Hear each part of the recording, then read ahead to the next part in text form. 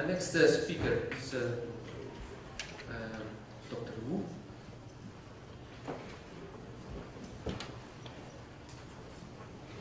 Dr. Wu got his PhD at the University of Illinois in the United States in 1987.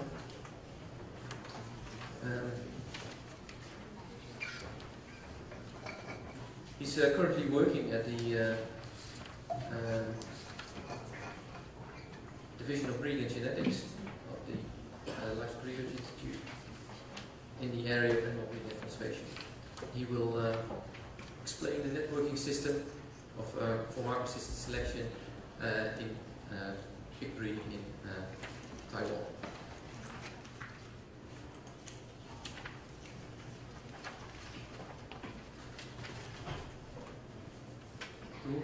Well, thank you, the chairman. Maybe it's too hard to open the computer. First, I thank you, the committee, for inviting me to have this opportunity to introduce you about how to make the research into the industry and connect with the breeder and the farmer together. And secondly, I think we also have some data management activity to show you how we can manipulate it to help our industry. And the third one, I think the challenge of how to use this technique to help our consumer to have more quality pork in our local market, and maybe have the chance to export the market to other countries. Okay, back to the normal. Our industry are more focused on how we provide the quality milk, quality meat to our consumer. So most of research will focus on such an area. And so today I'd like to give some information to share with you. First, we will talk about the breed resources, then how we do it on the pedigree registration for our breeding stock, and also tell about the data about the growth performance test and how to use the genomic information in the industry, and focus on to improve the meat quality. Hopefully, it will help some other countries to use in our breeding stock.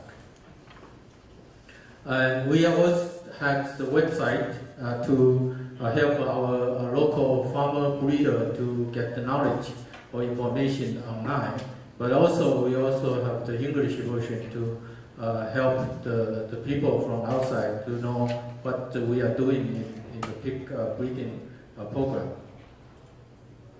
And the breed resources in our Taiwan, just like Dr. Lin, Professor Lin already mentioned about the three major breeds, Landrace, Yorkshire, and Duroc, usually for produce the commercial hog. But we also have two native breeds to develop a break pig for the local purpose and the biomedical research purpose. And the study also helped to use the phenotypic data combined with some genomic data to help to improve the genotype value to help our breeder to have a low cost for the breeding program. And as just mentioned this morning, and just talking about the genomic, where we help us to eliminate some defect from the breeding stock, but also will help us to get some DNA information to increase the selection expression in a very quickly way. And hopefully all the countries have the same as in Taiwan. We have the the regulation for genomic breeding of the farm animal. And this is Animal Industry Act, Article 17, and give us the limit or maybe the power to check any breeding stock has any genetic defect, then we can stop that genetic defect to expand to other production system. So that is good for us to promote the genomic selection in Taiwan. And the networking is associated with the technology chain majorly on 4 areas. The first one, we keep all the birth recording for the breeding record stock. Then we focus on the trait performance test. We are more important to do the feed efficiency because 100% of feed are import to Taiwan to produce the hog. And the pedigree registration, we also focus on some genotype as the certificate system to help the pedigree is in the correct way.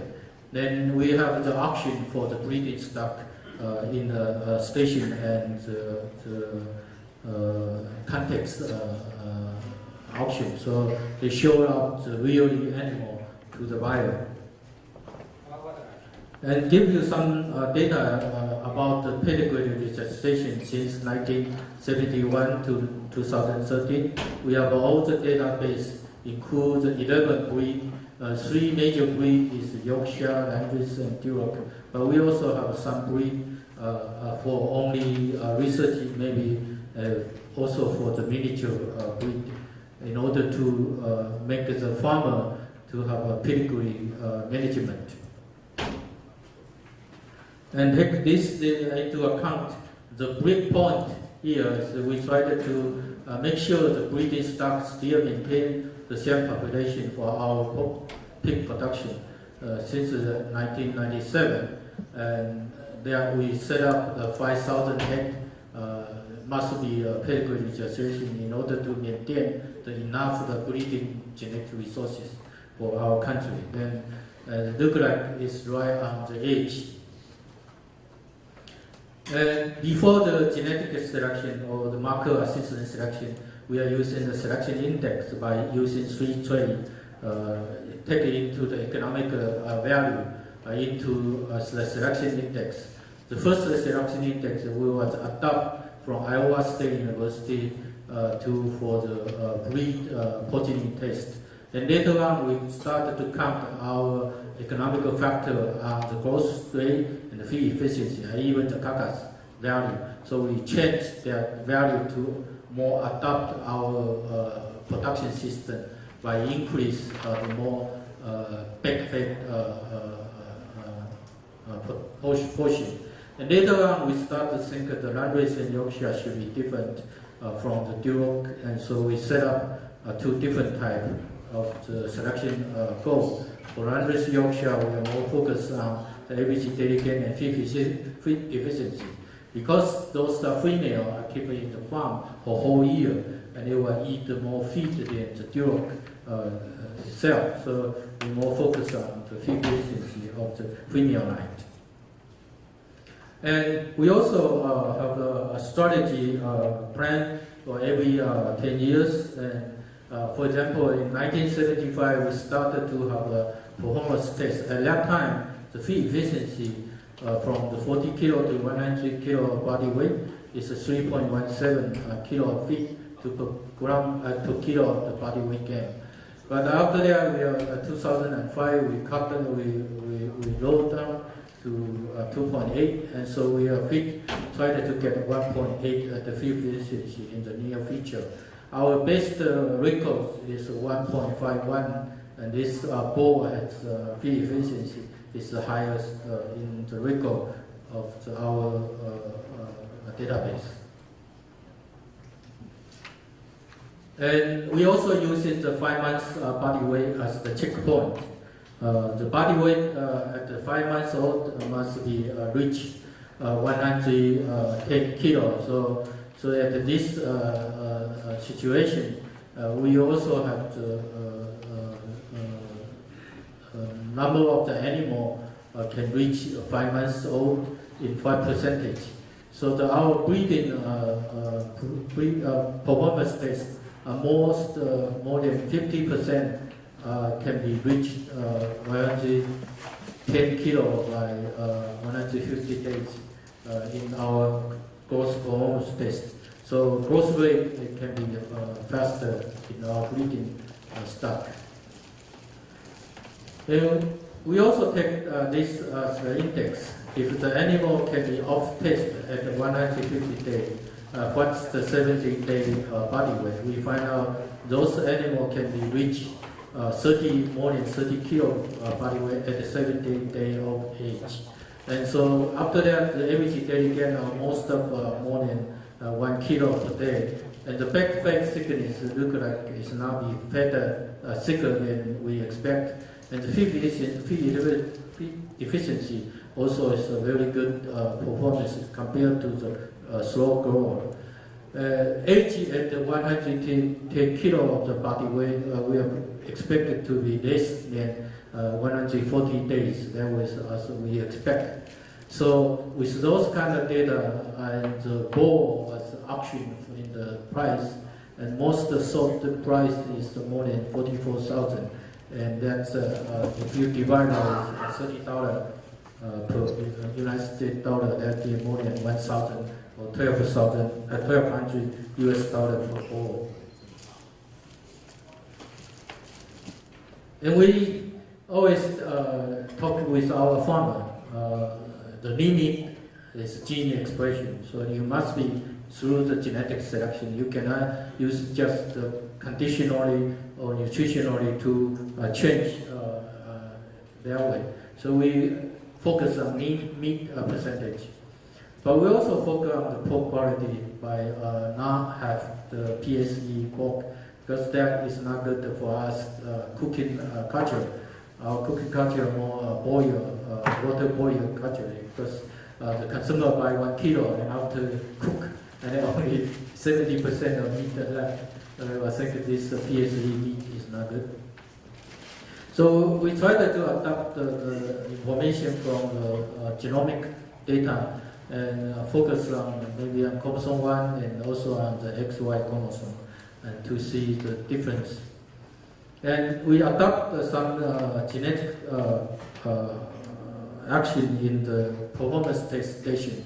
At 1996, we started to use the Howson test by DNA method, and we give them the normal gene with A and B, because that way the consumer or buyer are easy to understand it. And the reason for that is because at the time we check large heterozygote with the nucleotide information, C is the normal and T is the mutant, and lots of bull and sow with the heterozygote genotype is a CT. And the CT in Taiwanese is a dead pig. The pig is dead, so they don't like it. So they don't like to use the CT as the heterozygote, so we started to change. How about AA, AB, and BB, and they like it. So now it's most normal gene is AA and heterozygote is AB. And in the same way, we adopt the estrogen receptor gene with the more maternal ability. We give the M in the mama. I mean, it can produce more piglets. So with the MM, that means a more mother ability that way. And we also took the gene as the hot fatty acid binding protein and used the pseudoside allele to change it to the HH6 favorable allele. I will explain this later. And the normal one, we have the paternal imprint gene is IGF2. That's for lean meat percentage. Currently, we try to focus on the semen production on the prolactin receptor and also XY marker for the nine breeding. And just show you some how we do that genotype in the industry. First, we type this the AA as normal and AB is the heterozygote for Duroc, because terminal size is the Duroc ball. So with that, we said that if your Duroc ball has a B allele, they will have the piglets die suddenly. And so they will have the PSS, porcine stress syndrome, in the growing period.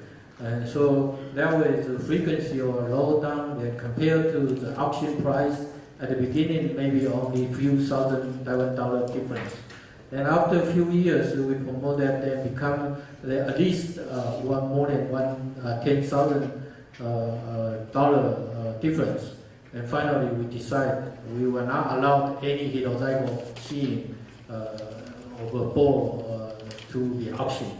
So all the bull must be healthy gene free in the breeding stock and in the auction market. And we are very special request in the Oriental because pork belly. The pork belly is the popular in Asian cuisine, and maybe they are quite different because we are more looking on the belly production. But the other trade is easily can measure, but the belly is very difficult. So we take another way. We measure the length of the carcass in order to increase the number of ribs, to increase the length of the belly, and also try to make sure the belly has more layer of the lean meat in order to meet the consumer need. Take the picture from the US pork producer. They are using this way to classify the PSE, and so I explained that to you. We already using this test to avoid any heterozygote or allele gene in the industry through by select AA terminal ball in Duroc. And we also focus on the marbling intramuscular effect. And this gene in the basic research is associated with the marbling gene about 2 to 4, not like the one Professor just said on the first speaker. They are looking on the 5 and 6, then maybe the other gene for associated with them. So we use this to focus on the terminal ball. And just give a little bit explain the meat quality. We know that is associated with the marbling, and we also associate with the muscle fat. So we take this gene on the 3 loci, and we give the H and small a, small d as the favorite allele, and we count. If we have a 2 favorite allele, 4 favorite allele, 6 favorite allele, we give the high meat quality, we give the HH. So only 6 favorite allele we give the 6. Rest of we give the average quality HL. And with the 0 to 2 favorite allele, we give the LL. So using the same fraction to help the farmer to understand after the genotype. And this is a very simple way. We try to adopt the typing. It's at the same time we can type many allele at the same electrophoresis. Then all the lab can be done by a simple way to call MS PCR. And the same way we're doing on the IGF2 with some on the same electrophoresis gel. And so finally, we are coming out with a different genotype, and we through this bar chart and flow chart to tell if you have the HH6 and how to make the 100% HH6. And if you have this breeding stock in the farm, and you need to build with what kind of genotype in order to make sure the percentage of HH6 is going up. And sometimes it's with a heterozygote, we try to avoid the haplotype problem. Try to make sure they still can recover some good gene by through the haplotype mating. So the result on the Duroc, especially the Duroc with the HH6 genotype, that's good for the increase the marbling. And the male is in the blue, and the gilt is in the red. And at the beginning in 2002, we only made 60% less. So that means originally by different way, we already select a good meat quality on the Duroc 9. Maybe we get from other countries already. So after that, we tried to increase by help them to upgrade, and now it's more than 80% of the breeding stock has HH6 genotype. We also tried to understand what is the change about the performance of the litter size.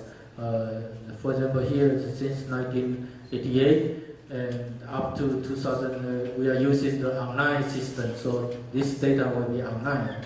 And just show you the number of the litter size produced at the first purity, Duroc, Landrace, and Yorkshire. And the green color is 10 piglets. And so in the Landrace and Yorkshire, we have most of the first purity has more than 10 piglets at the first purity in Landrace and Yorkshire. So we are focused right now on this 50% of the productions, the sow line, can we increase the litter size in Duroc breed. At the same time, we also focus on the teat number, because if we increase the number of the piglets at the birds, then we also need to provide teats in order to do the nursing. So this, the Duroc, Landrace, and Yorkshire. At the same time, the 2013 born piglets, we count how many teats. And with the blue line, blue color, that's 14 teats. There have been 7 pairs. And so by looking at in the Duroc, we have only maybe 10% have more than 7 pairs. But in Landrace and Yorkshire, we have almost reached 50% or maybe 30% sow at 7 pairs. And on the record, we have the 10 pairs sow, 10 pair teeth in one sow population we already have. So the more teeth, and then we have a more litter size. Maybe that is the way. And the philosophy, we got that from Denmark selection program. And now look the result. Normally we only took in the average delegate, and before that we do not have any marker to assist the selection. After we adopt the different marker and we see the average delegate, we can reduce the variation in the different breed, Landrace, Yorkshire, and Duroc.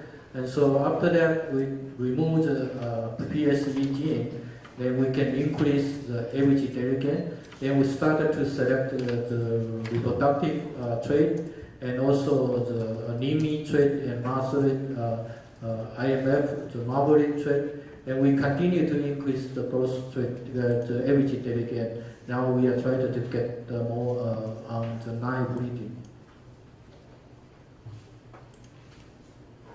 This is back fat thickness. So after we reduce the back fat thickness from 1.5, now it's 1.35. Some farmer, producer, or even the breeder, they always worry about the back fat too thin. They will affect the fertility or maybe the productivity of the female line.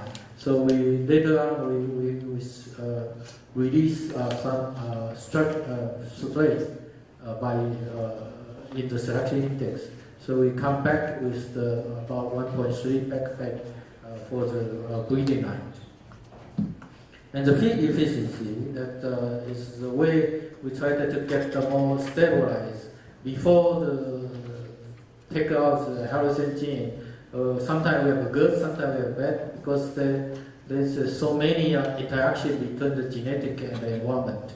And after we remove most of heterozygotes, and the feed efficiency go very stable to 2.1. And so under this system, hopefully we can continue to get a better feed efficiency in the future.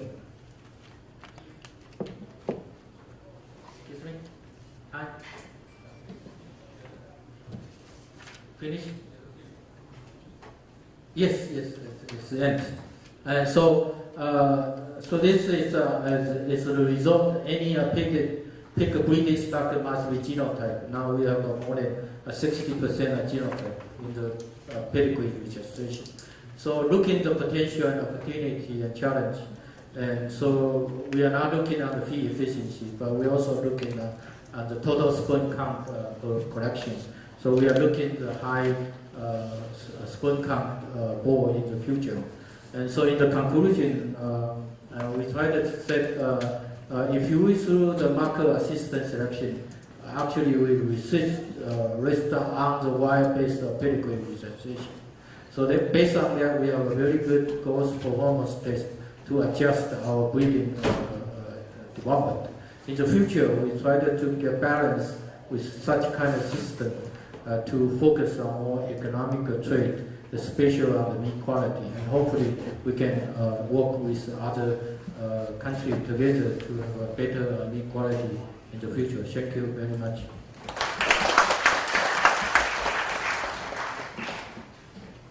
Well, thank you very much. Are there any informative questions before we go to the forum discussion for Dr. Wu?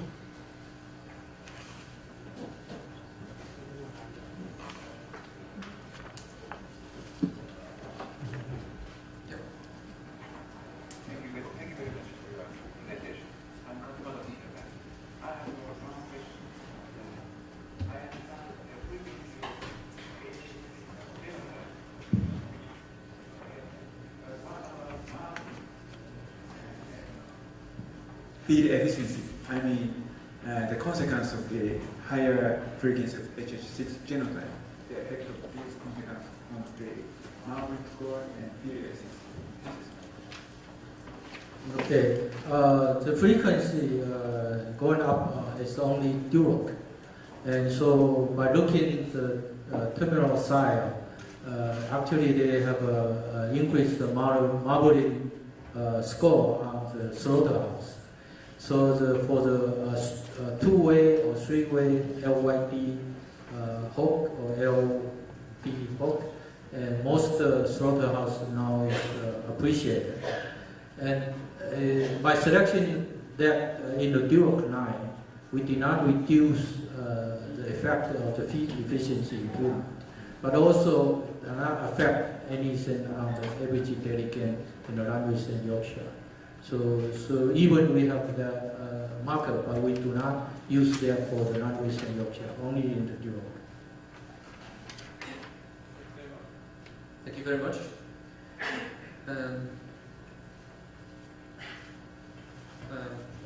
Show us appreciation for the group. I suggest that we now move to the forum discussion. I understand that the speakers will we'll sit down in our seats, and there is room for discussion. But I will first give a brief summary of the sessions that we had